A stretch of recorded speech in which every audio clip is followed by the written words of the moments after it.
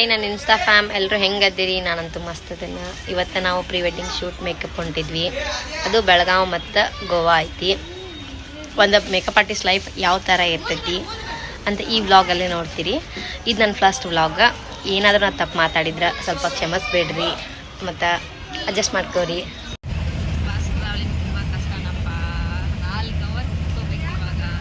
Finally ನಾವಂತ ಬೆಳಗಾವಿಗೆ reach ಆದೀವ್ರಿ.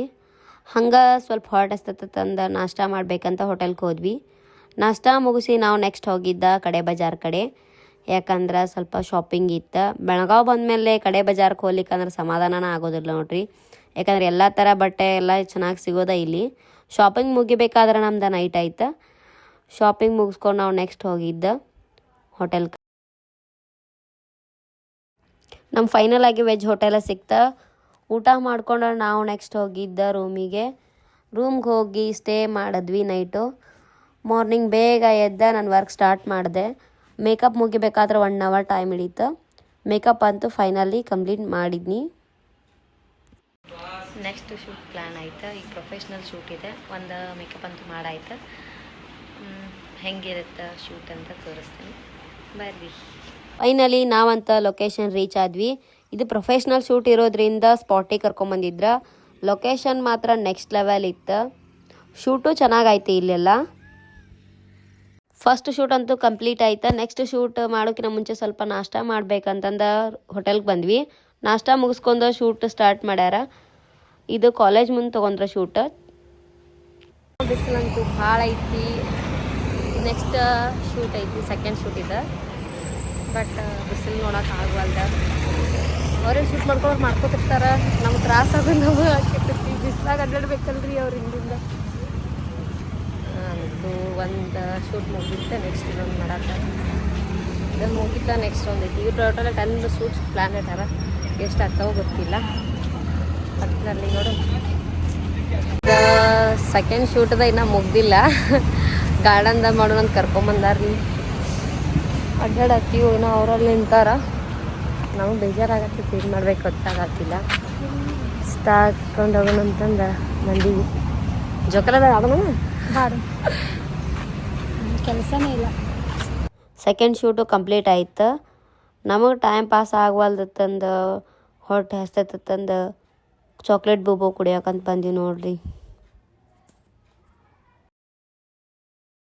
ಲೊಕೇಶನ್ಗೆ ನಾವು reach ಆಗಬೇಕಾದ್ರೆ ಸಾಯಂಕಾಲ ಆಗಿಬಿಟ್ಟಿತ್ತು. ಲೊಕೇಶನ್ ಮಾತ್ರ ಮಸ್ತಿತ್ತು. ಇದು ಟ್ರೆಡಿಷ್ನಲ್ ಶೂಟ್ ತೊಗೊಳಕತ್ತಿದ್ರೆ ಇಲ್ಲಿ ಕೇರಳ ಸ್ಟೈಲ್ ಒಳಗೆ.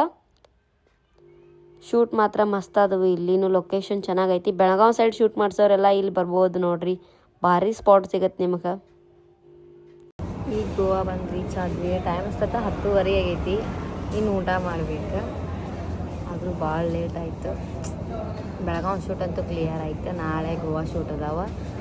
ಗೋವಾ ಶೂಟ್ ಮುಗೀತಂದ್ರೆ ಮತ್ತೆ ನಮ್ಮ ಊರಿಗೆ ಹೋಗೋದಾಗತ್ತೆ. ಆದರೂ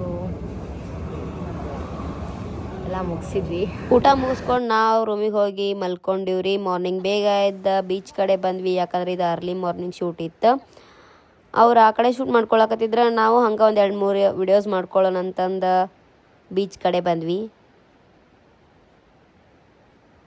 ಇವತ್ತು ಗೋವಾಗೆ ಬಂದೀವಿ. ಗೋವಾದಾಗ ಶೂಟ್ ಸ್ಟಾರ್ಟ್ ಆಗ್ಯಾವ. ಇವಾಗ ಒಂದು ಶೂಟ್ ಮಾಡತ್ತಾರ. ನಾವು ಅಲ್ಲೇ ಹೊಂಟೀವಿ. ಈಗ ಇಷ್ಟೊತ್ತು ನಮ್ಮ ಶೂಟ್ ಆತ. ಇಲ್ಲಿ ಗೋವಾಗೆ ಬಂದಮೇಲೆ ಹಂಗೆ ಹೋದ್ರೆ ಹೆಂಗೆ ರೀ. ಇದು ಫೋಟೋ ಶೂಟರ್ ಬೇಕಿಲ್ಲ ನಮ್ಮದು ಅಷ್ಟೇ. ಅದಕ್ಕೋಸ್ಕರ ನಮ್ಮ ಫೋಟೋ ಶೂಟ್ ಮಾಡ್ಕೊಂಡ್ವಿ.